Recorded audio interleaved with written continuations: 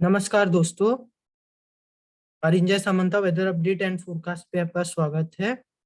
मैं आज आपको बताने जा रहा हूं जो साइक्लोन जावत का लेटेस्ट ट्रैक की भी हम लोग बात कर लेंगे।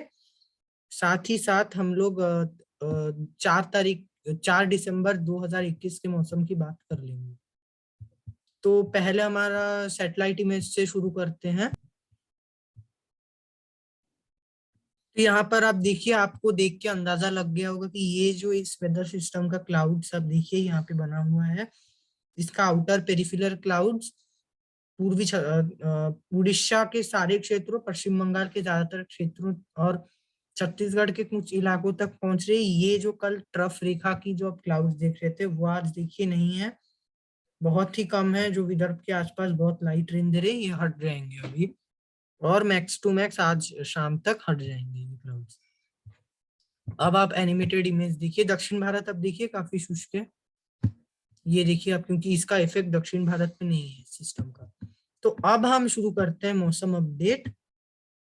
तो इसके ये जो वेदर मॉडल के हिसाब से ये मैक्स टू मैक्स एक साइक्लोनिक स्टॉर्म बनेगा। पर मैं आपको बता दूं, जो आईएमडी का जो हमारा जो आईएमडी का फोरकास्ट है उसके हिसाब से ये यानी कि तट के आसपास यहाँ तक जाते जाते एक सीवियर साइक्लोनिक स्टॉर्म बन सकता है। अभी तो साइक्लोनिक स्टॉर्म ये बन जाएगा, यानी कि आज ही अभी लगभग इसका साइक्लोनिक स्टॉर्म की इंटेंसिटी है, अकॉर्डिंग टू आईएमडी ने भी यही जारी किया है। यहाँ पर भी ये वेदर मॉडल भी लगभग वैसा ही दिखा रहा है। और जीएफएस का आप देखिए और भी सशक्त दिखा रहा है, तो जीएफएस अभी और एक्यूरेट है। तो ये ऐसा साइक्लोनिक स्टॉर्म अभी ऑलरेडी यानी कि बनने वाला है, बन चुका है। तो ये यहाँ यानी कि दक्षिणी अभी जो सबसे ज्यादा जो प्रभावी इलाके यानी कि भारत के संपूर्ण यानी कि आंध्र प्रदेश से लेकर के जो तटीयवर्ती इलाके में अगर बोलूं तो पश्चिम बंगाल के समस्त तटीय इलाकों में इस साइक्लोन का असर जो है देखने को मिलेगा। केवल जो तमिलनाडु का जो तट है वही इससे पूर्णतः सुरक्षित और साफ रहेगा। सबसे ज्यादा प्रभावी इलाका ये होगा दक्षिणी उड़ीसा से लेकर के आंध्र प्रदेश का उत्तरी भाग, यहीं पर इसका लैंडफॉल का उम्मीद है। मैं आपको अभी आगे का दिखा देता हूँ, इसी से शुरुआत करते हैं। तो अभी आप देखिए कि ये इस क्षेत्र ये जब यहाँ पे पहुंचेगा तो यहाँ पर ये हालांकि 56-58 दिखा रहा है, ईसीएमडब्ल्यू के हिसाब से इसका इंटेंसिटी कम है। जीएफएस में आप देखिए ज्यादा इंटेंसिटी यानी कि लगभग उतना ही है। तो ये यानी कि यहाँ पर ऐसा सीवियर साइक्लोनिक स्टॉर्म या साइक्लोनिक स्टॉर्म रहेगा। फिर जीएफएस के हिसाब से आप देखिए थोड़ा इधर मूव कर रहा है, फिर जीएफएस अब भी रिकर्वेचर दिखा रहा है, पर जो ईसीएमडब्ल्यूएफ जो लैंडफॉल दिखा रहा है यानी कि ये अभी भी इसका थोड़ा सा यानी कि इधर नॉर्थ आंध्र प्रदेश या जो दक्षिणी उड़ीसा के इस क्षेत्र में यानी कि पुरी के साउथ में ही इसका लैंडफॉल होगा। आप देखिए पुरी यहाँ पर है, पुरी के साउथ में यानी कि उड़ीसा के ब्रह्मपुर या ये श्रीकुलम इसी के बीच में इसका लैंडफॉल होगा, इसी इस तरफ रिकर्व करेगा। यही अभी का जो ट्रैक है वही दिखा रहा है। और इसका जो लैंडफॉल है वो आप देखिए कि अभी के हिसाब से 5 तारीख के जो है सुबह सुबह होगा, पर ये जो है कल से अपना पूर्ण तरह यानी कि प्रभाव दिखाना शुरू कर देगा। लैंडफॉल भले ही 5 तारीख को, और ये लैंडफॉल होते होते यानी कि वीक हो जाएगा। उससे पहले आप देखिए इसके हवाओं का असर, यानी कि हवाओं के असर की अगर हम बात करें तो इस क्षेत्र में ज्यादा हुआ, क्योंकि आई के पास हवाएं ज्यादा नहीं रहती है।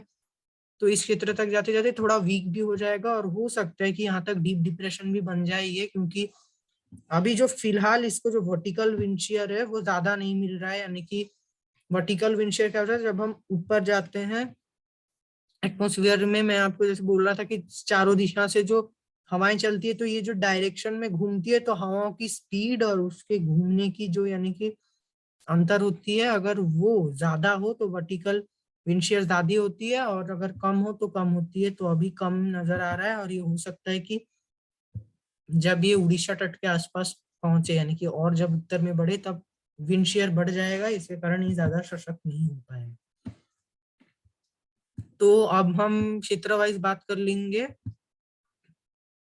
तो दक्षिण भारत में अभी ज्यादा बारिश नहीं है। तमिलनाडु यानी कि काफी लाइट रेन हो सकती है तमिलनाडु के इलाकों में।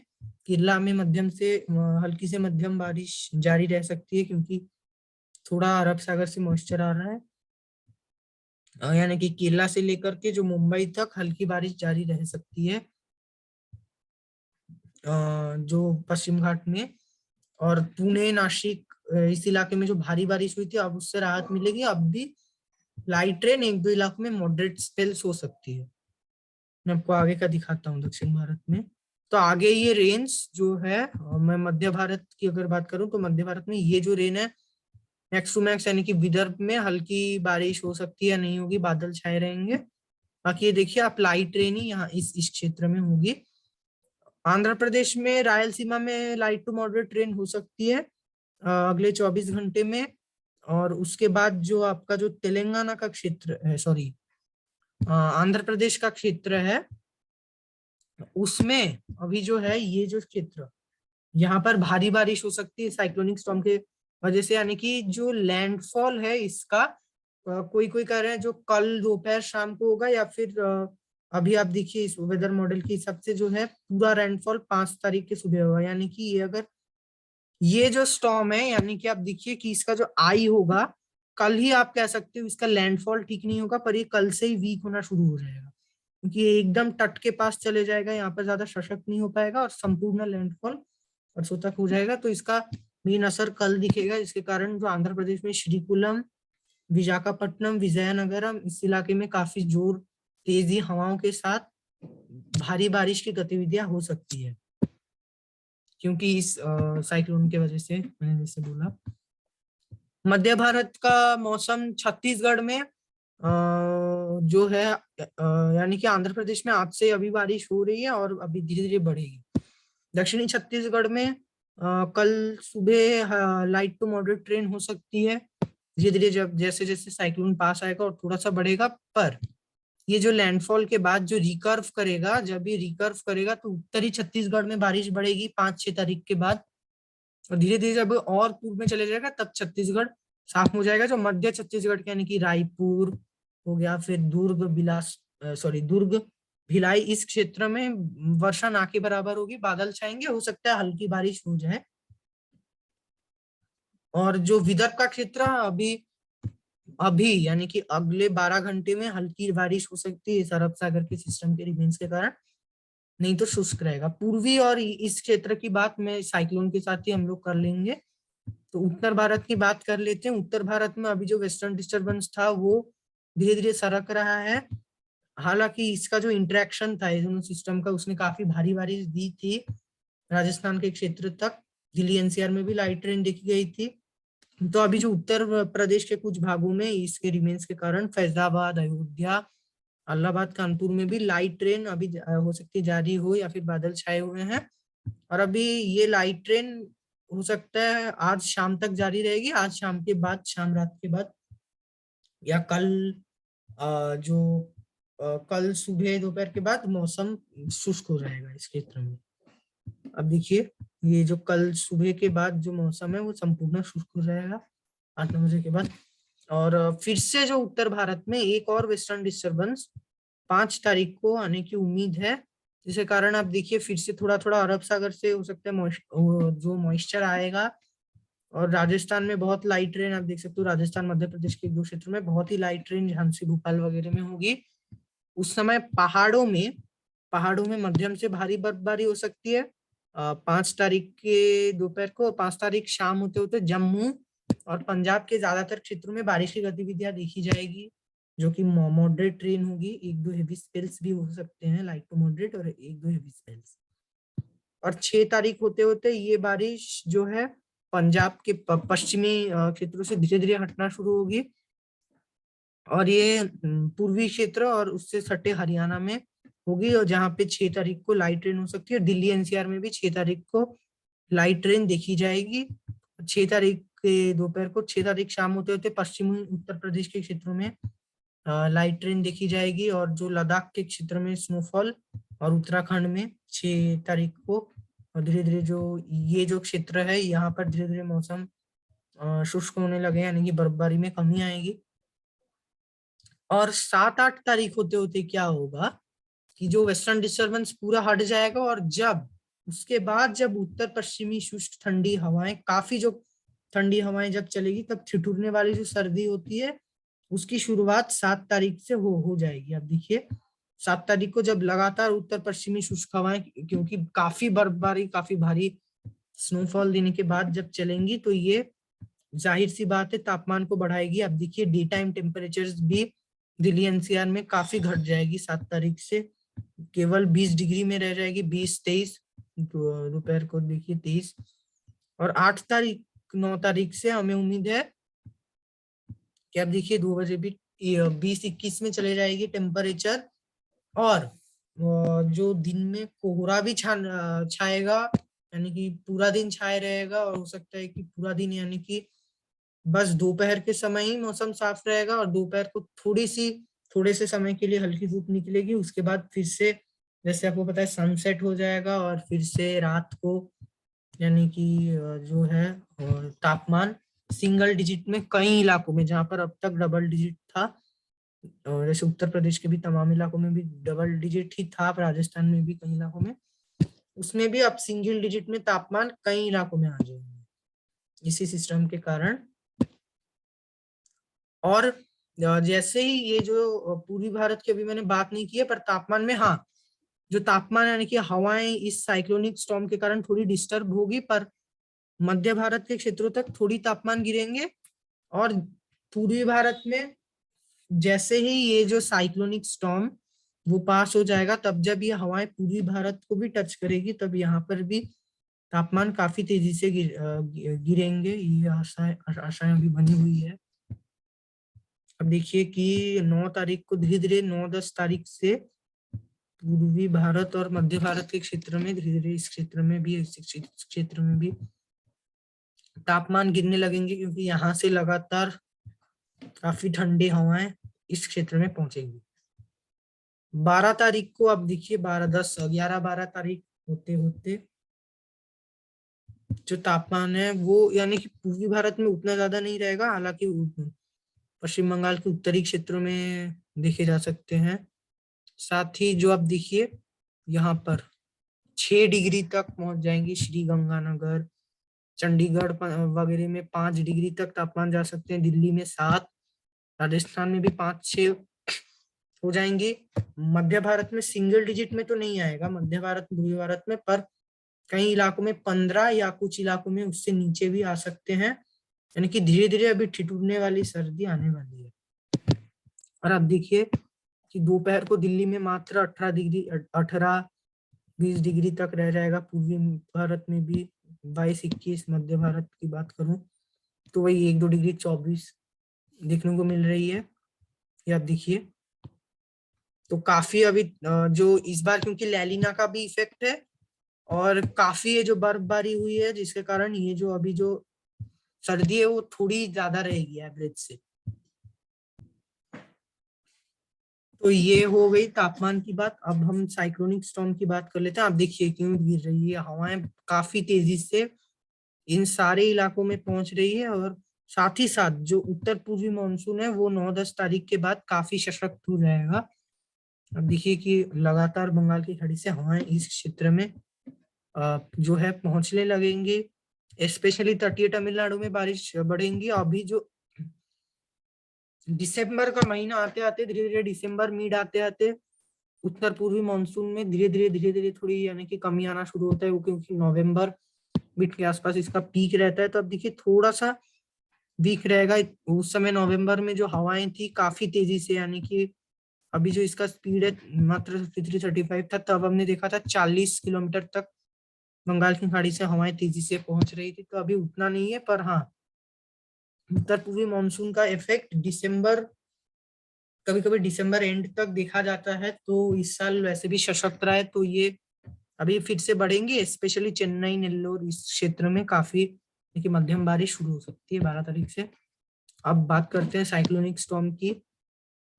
ये अभी हमारा मेन मुद्दा है, क्योंकि ये काफी जो है डिस्ट्रक्शन पहुंचा सकता है, यानी कि काफी नहीं पर हाँ थोड़ा मोड़ा तो पहुंचाएगा, स्पेशली रेन में ही इसका ज्यादा होगा। विंड हाँ 90 किलोमीटर तक कुछ इलाकों में जा सकती है विंड स्पीड्स, पहले मैं आपको इसका और हमने ट्रैक देख लिया था, तो इसका यही यही लैंडफॉल होगा, यानी कि इस क्षेत्र में काफी वीक होना शुरू हो जाएगा। देखिए काफी वर्टिकल विंड शेयर बढ़ जाएगा 4 तारीख होते होते, और अगर ये लैंडफॉल नहीं करता है तो आंध्र प्रदेश में और दक्षिणी उड़ीसा में भी करता है, तो काफी वीक स्थिति में लैंडफॉल करेगा। इसका लैंडफॉल करते समय मैक्सिमम स्पीड अब देखिए 43 44।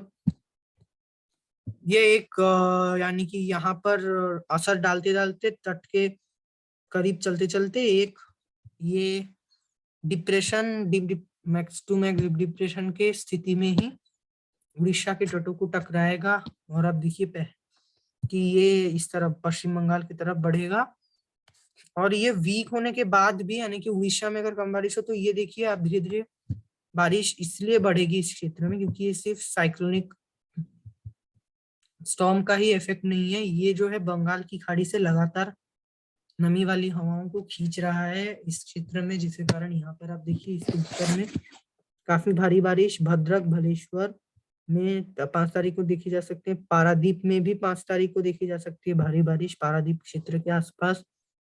उसके बाद 6 तारीख होते होते पश्चिम बंगाल के कई क्षेत्रों में हवाओं की स्पीड कुछ ज्यादा नहीं रहेगी, बारिश काफी ज्यादा हो सकती है। कोलकाता वगैरह में भी मध्यम से बारिश हो सकती है 6 तारीख को। और इसके सटे दक्षिणी क्षेत्रों में यहाँ पर ये जो हल्दिया खड़गपुर के आसपास भी भारी बारिश देखने को मिल सकती है धीरे धीरे, यानी कि बारिश ईस्ट की तरफ मूव करेगी। और जो 6 तारीख का दोपहर होते होते, क्योंकि यहाँ से तो एक ये जो बर्फबारी के बाद जो उत्तर पश्चिमी हवाएं धीरे धीरे स्ट्रांग हो रही है 6 तारीख को, तो ये थोड़ा थोड़ा अपना प्रभाव झारखंड बिहार पश्चिम बंगाल के पश्चिमी क्षेत्रों तक दिखाना शुरू करेगी। यहाँ पर आप देखिए लाइट रेन है क्योंकि सिस्टम ऐसे हवाओं को छोड़ रहा है, तो यहाँ से ड्राई विंड्स आ रही है। छत्तीसगढ़ भी जिसके कारण संपूर्ण शुष्क हो चुका है। यहाँ से आप देखिए हवाओं को अभी भी खींचे जा रहा है काफी धड़ाधड़ बंगाल की खाड़ी से नमी को। इसके ईस्ट क्षेत्र में काफी अच्छी नमी इसको मिल रही है, इसी के कारण यहाँ पर बारिश है। 7 तारीख को आप देखिए जो बारिश है वो बांग्लादेश के क्षेत्रों में बढ़ेगी ज्यादा, उत्तर पूर्व में भी भारी बारिश शुरू होगी मध्यम से भारी। और जो 7 तारीख के सुबह, यानी कि 7 तारीख के सुबह जो जो दक्षिणी असम के जो सटे क्षेत्र हैं मिजोरम आसाम मणिपुर मिजोरम, ये जो नॉर्थ ईस्ट स्टेट्स में भारी बारिश देखी जा सकती है। और ये जो आप देखिए यहाँ पर जो मणिपुर ये जो इम्फाल इस क्षेत्र में भी भारी बारिश होगी। यहाँ पर लाइट टू मॉडरेट रहेगी। सॉरी, ये जो बाकी क्षेत्र में पहले हमें जितना इंटेंसिटी दिख रहा था ये नहीं दिख रहा है, क्योंकि ये तो पहले थोड़ा सा वीक हो जाएगा इस क्षेत्र में, और यहाँ तक लैंडफॉल करते आते आते यहाँ पर जो है काफी जो बारिश की गतिविधियों में कमी आ जाएगी। 7 तारीख से पश्चिम बंगाल में उत्तर भारत से आने वाली उत्तर पश्चिमी हवाएं जो आप देखिए यहाँ से स्टार्ट होती है, यानी कि हिमालय के क्षेत्रों से पाकिस्तान जम्मू कश्मीर से स्टार्ट होकर इस क्षेत्र से, यानी कि यहाँ से स्टार्ट होती है, यहाँ से ठंडी हवाएं आती है। दूसरा पहाड़ों से भी ये हवाएं इसके साथ मिक्स होती है और ठंडा कर देता है इस हवाओं को। यहाँ पर भी बर्फबारी भी होती है यहाँ पर, यानी कि यहाँ तक हिमालय का क्षेत्र है।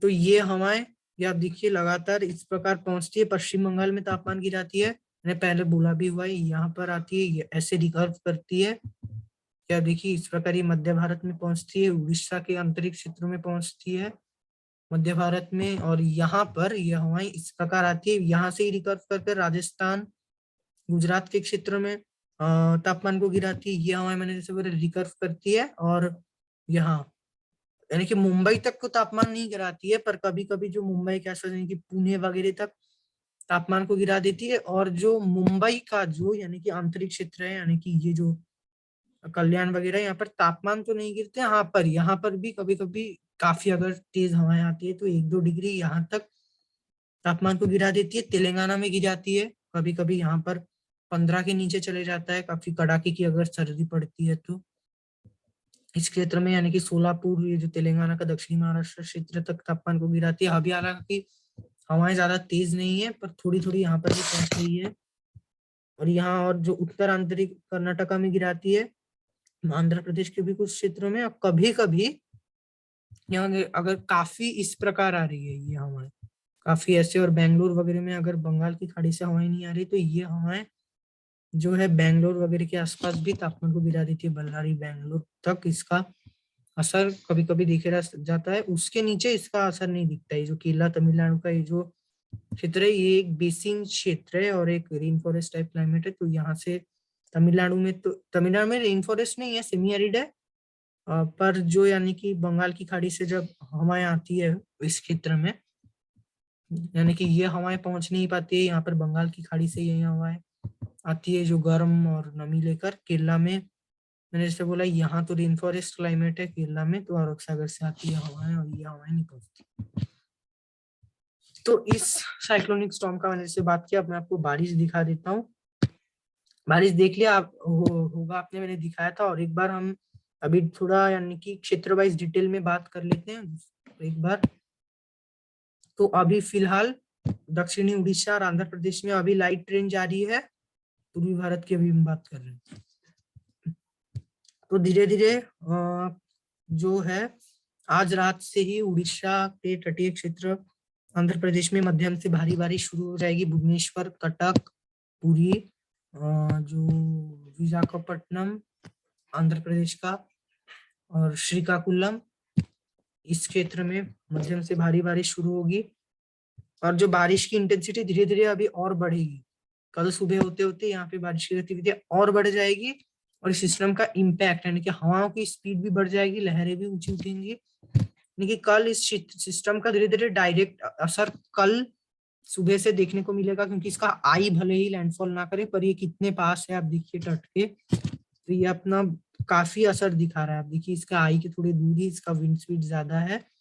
उसके बाद ये धीरे धीरे यहीं समुद्र में हो सकता है लैंडफॉल कर ले श्रीकुलम के आसपास, और यहीं से ये जो है रिकर्व करना शुरू होगा। अभी बहुत ही कम साइक्लोन रिकर्व करते हैं इस प्रकार, ज्यादातर ऐसे जाते हैं। तो ये रिकर्व करना जब शुरू होगा तो 4 तारीख का जो, अब देखिए 4 तारीख के सुबह से कोलकाता वगैरह में हल्की से मध्यम बारिश शुरू हो सकती है। झारखंड के दक्षिणी क्षेत्रों में शुरू हो सकती है बारिश। छत्तीसगढ़ के भी दक्षिणी क्षेत्रों में बारिश शुरू हो सकती है। रायपुर वगैरह तक बादल देखे जा सकते हैं। 4 तारीख का शाम होते होते कोलकाता वगैरह में हल्की से मध्यम बारिश शुरू हो सकती है। और उसके बाद धीरे धीरे बारिश और बढ़ेगी। और 4 तारीख के शाम होते होते नॉर्थ ईस्ट में भी बहुत ही हल्की बारिश जो मणिपुर के कुछ क्षेत्र में देखने को मिल सकती है। और ये सिस्टम धीरे धीरे और रिकर्व करते हुए जो है फाइन, और 5 तारीख को और भी बारिश और पूर्व में बढ़ेगी। धीरे धीरे आंध्र प्रदेश में बारिश की कमी आएगी, जहां पर भारी बारिश हो रही थी। दक्षिणी छत्तीसगढ़ में भी बारिश कम होगी। और जब ये यानी कि ये रिकर्व तो करता रहेगा, पर रिकर्व के बीच में ये जैसे समुद्र में जा रहा है, तो ये जब थोड़ा सा, यहाँ मैंने बोला थोड़ा सा अंदर जाएगा, तो ये पूरी के दक्षिणी क्षेत्र यहाँ पर इसका जो मेन लैंडफॉल करेगा, पर तब तक ये काफी वीक हो गया होगा।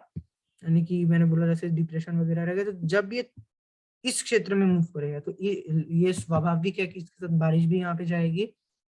तो उस समय जो ये जो आंतरिक उड़ीसा के साथ साथ झारखंड के और क्षेत्र, हो सकता है कि उस समय रायपुर में भी लाइट रेन हो जाए, और जो कोरबा वगैरह में, अंबिकापुर में बादल के प्रभाव भी बढ़ना शुरू हो जाएंगे और लाइट रेन भी शुरू हो सकती है। उसके बाद इसका थोड़ा अंदर के जाने के बाद ये फिर से इस तरफ और जाने लगेगा। और जो पश्चिम बंगाल में मैं अगर बोलूं, 5 तारीख के दोपहर से पश्चिम बंगाल के ये जो मध्य उत्तरी जिले, जो कृष्णनगर वगैरह के आसपास, बर्धमान, इस क्षेत्र में जो भारी बारिश शुरू हो जाएगी। उड़ीसा के ये क्षेत्र जो तटीय यानी कि तटीय उत्तरी क्षेत्र बालेश्वर के आसपास बारिश मध्यम होगी। धीरे धीरे जब यानी कि कॉन्सेंट्रेटेड रेन, आप देखिए यहाँ पर भी क्लाउड बस सिनेरियो कुछ क्षेत्रों में, यहाँ पर हालांकि ये इतना कॉमन नहीं है पश्चिम घाट की तरह, पश्चिम तट की तरह, पर हाँ एक दो क्षेत्र में हो सकती है। पश्चिम बंगाल में भी आप देखिए जो भारी बारिश देखी जा सकती है। 6 तारीख को, और छत्तीसगढ़ में ये जो इस क्षेत्र में धीरे धीरे आंध्र प्रदेश में बारिश ना के बराबर हो जाएगी। और जो दक्षिणी पश्चिमी मानसून में जैसी हवाएं चलती है वो हवाएं काफी सशक्त हुए नजर आ रहा है। और जो 6 तारीख को पश्चिम बंगाल के जो जिले, दक्षिणी पश्चिम बंगाल यानी कि कोलकाता के आसपास, जो हल्दिया के आसपास है, जो बांग्लादेश से सटे हुए हैं, मुर्शिदाबाद, और उसके बाद जो ये जो कृष्णनगर में जो जारी थी वो जारी रहेगी, थोड़ी कमी आ सकती है।